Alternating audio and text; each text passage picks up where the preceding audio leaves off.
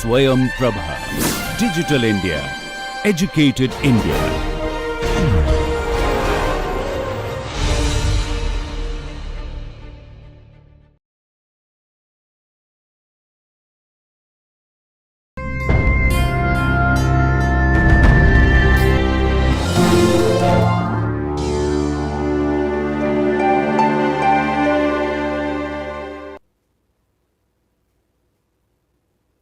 Good morning and welcome to the course on History of English Language and Literature. In the last couple of sessions, we've been trying to see how the history of English language laid its foundations from the early Anglo-Saxon period onwards, and we've progressed until almost the middle of the Middle English period. In the previous session, we also saw how the progress of literature and arts was severely stifled during the Middle Ages, not just in Britain but also in certain parts of Europe. We also saw how the influence of the church as well as certain other socio-political factors, including major wars fought externally as well as internally, were hampering the progress and the continuity of English language and literature in the Middle Age period. And we also saw how Chaucer had emerged as the single most important literary figure in the history of literature, so much so that he even got branded as the first real of our English national poets. So, today's session we will be taking a look at some of the other literary and non-literary events which in many ways could be summed up as the salient features of Middle English period. We will also be taking a look at some of the poetry which was available, poetry and prose in fact which was available during that period, and some of which have survived into posterity alongside the towering figure of Chaucer. Let us first take a look at the kind of poetry which was prevalent during the period. As obviously it sounds, most of the poetry was quite imitative in nature, and most of them were nicknamed Chaucerians because they were imitating Chaucer in many different ways. The kind of poetry, the nature of poetry, the subject matter, the style, they imitated Chaucer because he was the most towering figure, as well as it was supposed as the most obvious and the most appropriate thing to do. And because of that, they almost forgot to be original. So, the poetry available, it is hardly original, it is very poor in quality. Many of the historians and critics even feel that it was so lifeless that they even wonder whether there was any kind of readership for the Chaucerians during the Middle English period. But in spite of that, they were numerous in number. Most of their productions were quite voluminous in nature as well. And also we find that their poetry flourished in Scotland at the same time, but and also many of the historians and literary critics, they feel that the poetry which flourished in Scotland during that period was a little better than the poetry which was prevalent in Britain during the same period. They also had a marked influence of Chaucer in their writings. They also imitated him to a very large extent, but the distinct factor was that the Scottish poets were slightly more original, and the poetry was considered a little better than what was getting produced in Britain. And we also find that there was a very faithful rendering of nature. Most of them loved to portray the landscape as they found it, and there was an increased readership for them as well. Robert Henderson is one of the renowned poets who also displayed, alongside the Chaucerian influence, he also displayed a true Scottish quality in his writings as well. Another important figure during this period was William Dunbar, and he is considered as the greatest British poet between Chaucer and Spenser. In fact, one of his works, The Thistle and the Rose, it is considered as quite commendable. This poem was in fact written to commemorate the marriage of James IV of Scotland to the daughter of Henry VII of England. Here we also find that there were a lot of political connections between Scotland and England during the time, and it has a direct influence on the writings of the period as well. We also find that many of the writers of this period, regardless if they were of Scottish or English origin, we find them writing a lot to please the ruling class. So, even if Britain was gradually moving from feudal order towards a more democratic system, we do find that poetry and art continued to be heavily patroned by people of the ruling class, and the writings were mostly to please them in many different ways. So, we do find an intervention of the stories of kings, the major events in their lives, and also many of the writings which do praise their great deeds, so on and so forth. Alongside conventional poetry, ballad literature also flourished during this time. At a later period in the 16th and 17th centuries, we will also see that the ballad literature had a lot of influence in the general making of literature in Britain.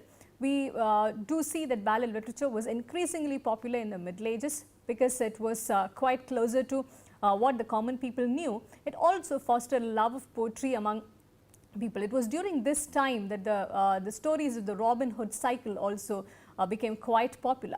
When we come to prose, we find that prose was a little more promising than poetry, but nevertheless it needs to be remembered that Middle English period was quite dominated by verse, as we already noted that it was quite voluminous and numerous in nature.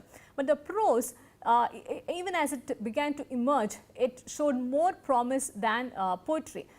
Prose was mainly produced for instruction and entertainment, and this is also the time when English language began to consolidate, and also the standardization and regularization of the language was also taking place alongside.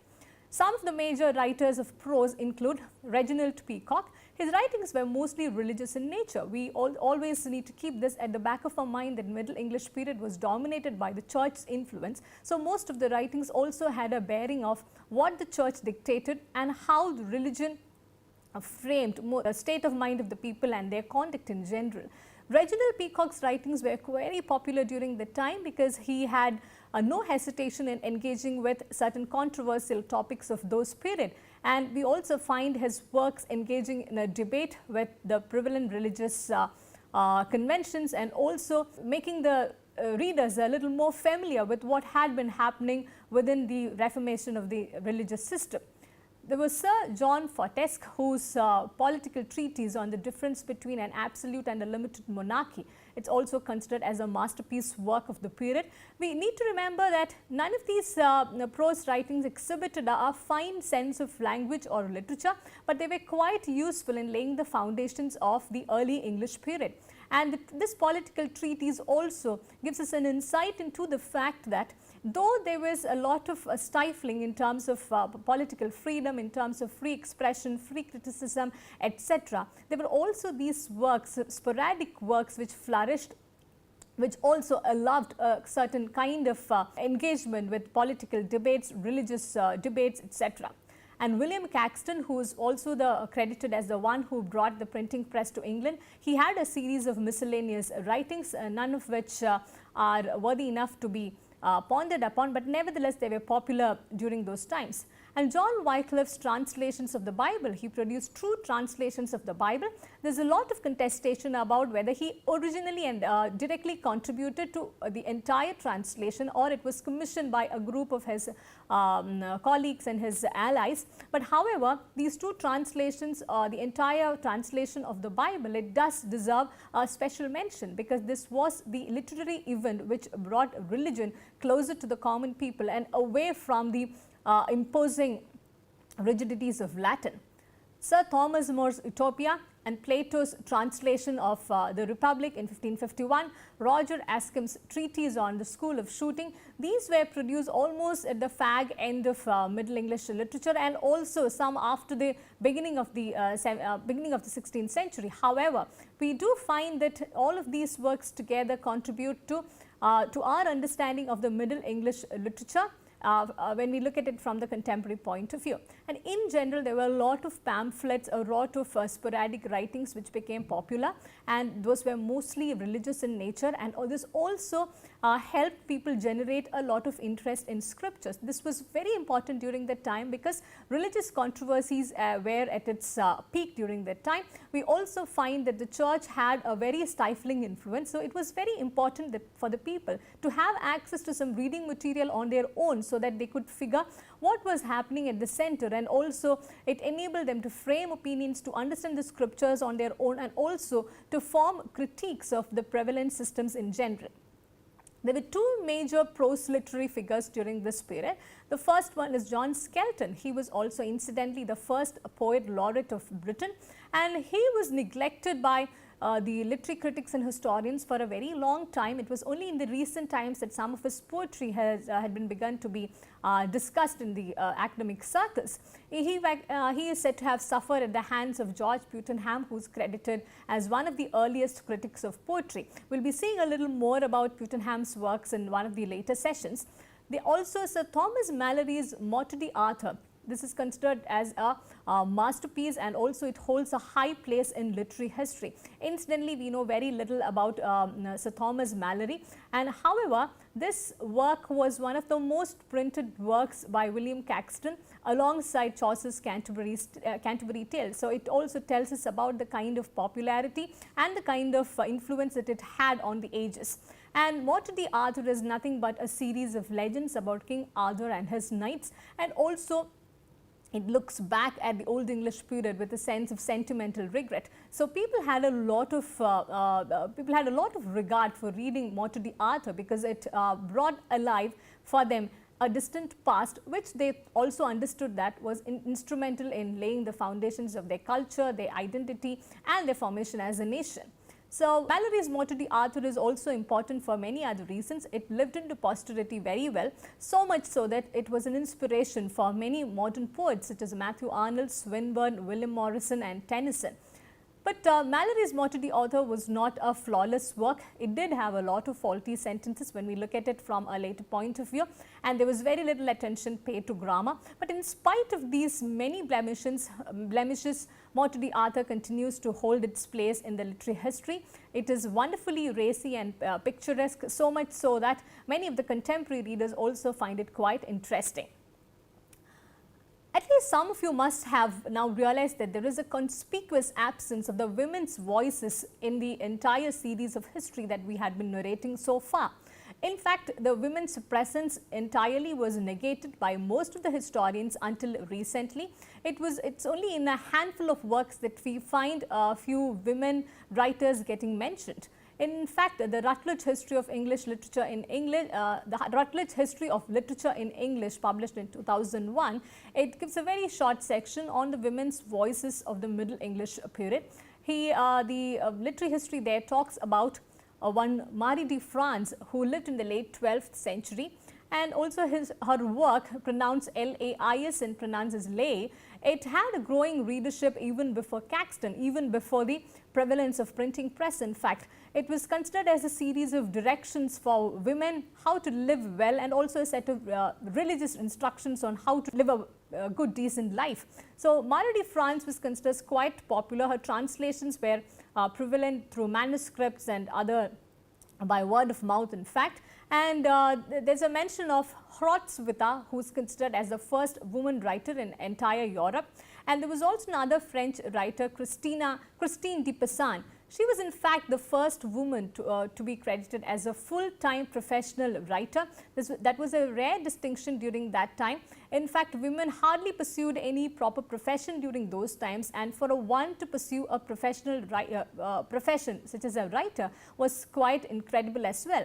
And she was incidentally one of the first women to question the authority of men's writing. In her book of The City of Ladies, we find her heavily critiquing one of the misogynist texts which was quite common during that time. We find a reference to this misogynist text through the Wife of Bath's Tale in Chaucer as well. So Christine de Pizan in that sense gave a very distinct identity to women's voices during that time. But for various reasons in literary history, as well as the other various political forces that has gone into the canonization and standardization of literature, we do not find much attention given to these women's voices until recently. There was also Marjorie Kemp, who was a hugely fascinating figure of the Middle English period. She had a book on her own named The Book of Marjorie Kemp. This was very interesting because she was a person who could neither read nor write. It is said that she had dictated her work to two men who produced it who have reproduced it almost faithfully. In this book of Marjorie Kemp, we do find her covering a lot of things which were considered taboo during that period. She talks about her journey as a woman, her transformation, the internal desires that she had, the sexuality which was quite repressed during those times, so on and so forth. So in many ways, the women's voices do give a different sense of history of the Middle English period, which is of course a topic for another lecture altogether as well. Since this is slightly outside the scope of our own course, we will not be delving too much into this, but for those of you who are interested in pursuing this, may find it fascinating that an entry into the women's voices gives a very different tilt to the literature of the period and also to the ways in which history has been written in general. We do find that there were three major phases through which English language journeyed. First was the period from 1066 to 1204, that was a period when English was in decline. Secondly, 1204 to 1346 when English was in ascent, and thirdly 1348 to 1509 when English eventually triumphed. Generally, the survival of English language, in spite of these various hurdles and difficulties, it is seen as something close to a miracle, and we will shortly see why and how. In 1066, after the Norman conquest, of which we saw in detail in the first session itself, we find that the English aristocracy was gradually replaced by a Norman aristocracy. So there is a growing French influence during the time, so much so that politically and historically French began to dominate the scene, and English language and life of English, the English lifestyle also, it took a back seat at least for a while. And we find that English becomes a language of the working classes, the lower classes during that time. The Anglo-Saxons, the native population, were largely working for either for the clergy or for the nobility, whose language was Latin and French respectively.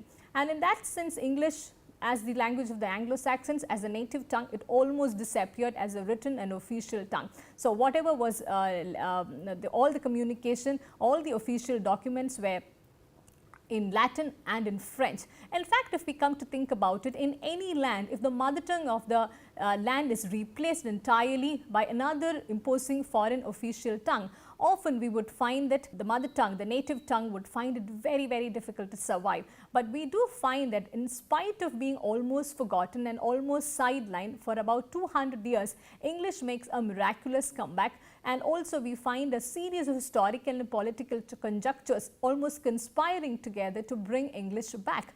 And we do find this fascinating when we look at it in hindsight, because there was no force deliberately pushing English into the forefront. It just so happened that the political and social history converged in such a way to assure the progress and the ascent of English language. And from 1204 to 1348, we find that English is gradually making a comeback, and this is also because of certain other political factors. After the Norman conquest, if you remember the history so far, we find that English had certain French possessions which they were quite fond about guarding. But we do find that by the time King John Lackland takes his position, there is a certain difficulty in continuing to possess the lands in France. English also ends up losing much of its French territory, and once it begins to lose the territorial importance, the language of France, French language, also loses its prominence gradually. And this in fact has a lot of political implication to begin with, but later we find that the implication that it had on English language was more significant than the political and historical implications. And we also find that English replaces French and Latin as the language of communication and as the language of instruction, so much so that in the 13th and 14th century, even the children of English nobility, they stopped learning and conversing in French language. French ceases to be the language of prominence, the language of style, and the language of political importance. So this is all thanks to the ways in which English began to lose their possessions in France, though it was seen as a certain lack during that time. Gradually it proves to be quite useful in the progress of English language. In fact, incidentally, John Lackland was nicknamed thus because he lacked the possession of most of the land in the continent, and as well as because he, being the fourth son, he also had very little inheritance to claim. So the people generally nicknamed him John Lackland, and the name in fact continued into the posterity as well. It's in 1348 onwards that we find English becomes quite triumphant, and the reasons for those which sound all the more quite ironical, because those two events were supposedly quite tragic and quite complex in English literary history. The first event was Black Death, which claimed almost one-third of the population being wiped out. There was a severe labor shortage, and this labor shortage in fact led to the increase of demand of laborers, and also the prestige of the language that they used began to gradually develop. So, we find that alongside the losing of possessions in the French territory, and with this this build-up of the prestige of the working class, English makes a dramatic comeback to the native speakers. And 100 Years' War also had a very significant influence. In fact, until this point of time, there was a lot of liaising with the French in terms of trade, in terms of in terms of interactions, and mostly in terms of the conquest and war. With the 100 Years' War coming to an end, English also, on the one hand, English loses out in terms of its resources, but on the other hand, it begins to consolidate itself as a single land, free from all kinds of external foreign influences. And also, once England had lost most of its holdings and almost all of its holdings in France, there was no longer an important reason for any of the English nobility to learn French, and English completely replaces French and Latin as a spoken language, as a language of communication, as a language of jurisdiction, and the language of literature most importantly. So, in that sense, its English went through a miraculous journey of survival from the Old English period till the end of the Middle English period. And so that by the time the Middle English period ends, English is already consolidified into a proper standard language. Various other factors also had played a significant role in this journey. Having spoken about the trajectory of English language over the periods, it would be interesting to take a look at how the language had evolved with varied influences from different sources. If we try to understand English language linguistically, in fact, we do have the Germanic language at the core of English language, and also the French influences outside, in the sense that the structure remained Germanic for a very long time, but that did not really stop the French and even Latin influences in shaping the structure as well as the vocabulary of English language. Now, we shall not be going into the linguistic details of the same. However, it would be interesting to take a look at how certain synonymical words that we do have in English language, even in the contemporary, has different kinds of origins. In fact, if we take a look at the Old English term ask, in French, the term question had emerged from French, and the term interrogate in Latin. In the same way, the Old English term was kingly, to which we had the French term royal and the Latin term regal. The Anglo-Saxon word holy also had the French term sacred, excuse me,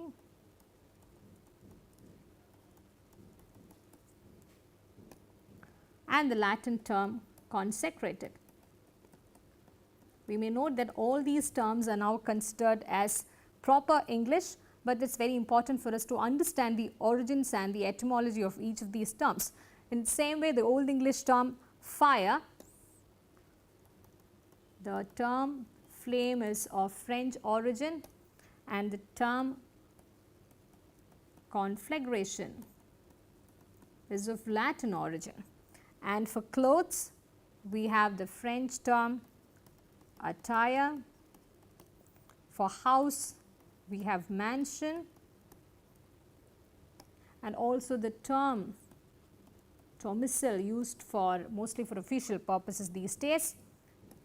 And for the common term sheep, the French nobility used mutton, and for calf, veal. So, now we do know that all of these terms put together forms the vocabulary, the vast vocabulary of English language. And if we try to take a look at how various influences came into shaping English, we will also understand that English was a language which was a lot into the give and take policy. So, we do find terms such as loan words, because English had heavily borrowed from Latin and French without losing its original fervor. We will be looking at this in a little detail in another lecture, when we will be looking at the evolution and the progress of English language from the Old English period through the Middle English period. Having said that, it's time for us to sum up some of the salient features of the age as we have seen in the last couple of lectures. First of all, in the Middle English period, we see English language attaining maturity and popularity. It also emerges not just a perfect medium for jurisdiction, for communication, also as a perfect medium for literature and similar kinds of arts. And we find the dominance of anonymous authorship during that period. There could be various historical reasons for the same, but many of the historians also feel that it was not considered quite fashionable to give the name of the author alongside the writings during that period, because a sense of private ownership had not yet come into being in a strong way. Because of this, even some of the popular prominent writings such as the Owl and the Nightingale, though the text has been preserved into the posterity, we do not know about its authorship. It's only given as anonymous. So we also find that it's only towards the later period of towards the later periods that a sense of individualism begins to emerge. And this was also, Middle English literature is also dominated by the existence of manuscript. This is a time which is prior to the existence of printing press in London, and we also find that the reproduction of books by hand had certain major drawbacks, because the scribes used to reproduce the manuscript and they used to work together communally. At the same time, there was a good chance of the text getting altered, or certain words or certain even ideas getting altered or being forgotten or left out. So such problems were also inherent when the texts were being reclaimed at a later point after the arrival of the printing press. And for the same reason, we find that there was an increased dominance of verse as against prose, because it was easy to memorize. The oral quality of literature was quite important for practical purposes as well. And even after the printing press was set up by William Caxton, we find that though books were available, they were also quite expensive. So it was, the common people still could not afford to buy books on their own. Books were considered as a very prestigious property. So the common people largely relied on manuscripts and oral transmission of writings. This also accounts to the limitations for us to access the works which were produced during that period. And we also saw in some of the works that we briefly took a look at that originality was not a major concern. We do find a lot of imitations during that time. We also find the translations were seen as almost original during the period, and also borrowings from certain other texts, taking the storyline of other texts written in other languages. Those were not seen as copyright violation then. It was seen as a common repository from which anyone could borrow, anyone could use ideas. So in that sense, originality was not a requirement, and for a long time it was not even seen as a commendable quality to begin with. It was only the later historians and the later critics who began to attribute a sense of originality to certain writers compared to the other. And we also noted that religion was an important salient feature which defined and shaped many of the things happening, including the shaping of literature. And Renaissance was so important to the shaping of the literary and social life in Britain that a visit to Italy was considered as a must for any educated person. His education and his capability to produce art was not considered complete until he had visited one of the centers of Renaissance in Italy.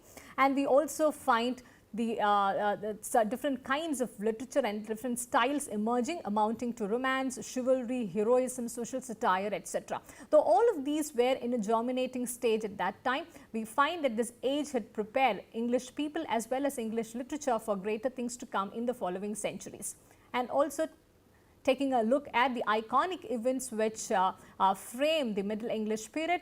The two translations of the Bible by John Wycliffe, they continue to hold a very important place for various socio-political and religious reasons. They also shaped the ways in which religion began to influence Britain in a very different way and not in a stifling and a regressive manner. And also William Langland's Pius the Plowman, Geoffrey Chaucer's Canterbury's Tales, their influence and the reach of their work we did notice in the previous sessions, and the invention of printing press and its installation in Westminster by William Caxton in 1476. This event continues to be mentioned for a while because it was quite important in revolutionizing the ways in which intellectuality was being dealt and negotiated with in the land of Britain. It also changed the ways in which texts were becoming available. It also changed the ways in which texts could be preserved, and more importantly, it inaugurated an awakening, an intellectual awakening in the land of Britain, which spread to the rest of the world as well. And this is also the time when England consolidates itself as a nation. There is an increased sense of nationness. Almost all of the internal and external struggles also come to an end towards the end of the Middle English period. The 100 Years' War do come to an end, putting an end to the foreign influence in Britain. The Wars of the Roses come to an end, consolidating and forging a new dynasty known as the Tudor dynasty, and also English literature and language also consolidate, helping to articulate the nation, its concerns and many of its wishes for the forthcoming period. So in many ways, though, at the outset, the Middle Ages and the Middle English period might look a little repressing to begin with, as Hutton had put it. It might look as if there is very little to inspire and much to repress, but on hindsight, we do find that the age was going through a turbulent times in order to prepare England for a better future, and also to provide a better soil, fertile soil for the production of better literature. And what culminates all of these events is the discovery of new worlds and the beginning of colonization by the end of the Middle Ages. In fact, as soon as the beginning of the next period begins, the Elizabethan age begins, we note that England benefits a lot from the discovery of new worlds, the new voyages that it undertakes, and politically also and economically as well, it benefits a lot from the new phase which begins then. So we wind up with these thoughts about Britain, and also let's prepare ourselves to engage with Britain in the new phase in the next lecture. Thank you for listening, and this is all we have for this session.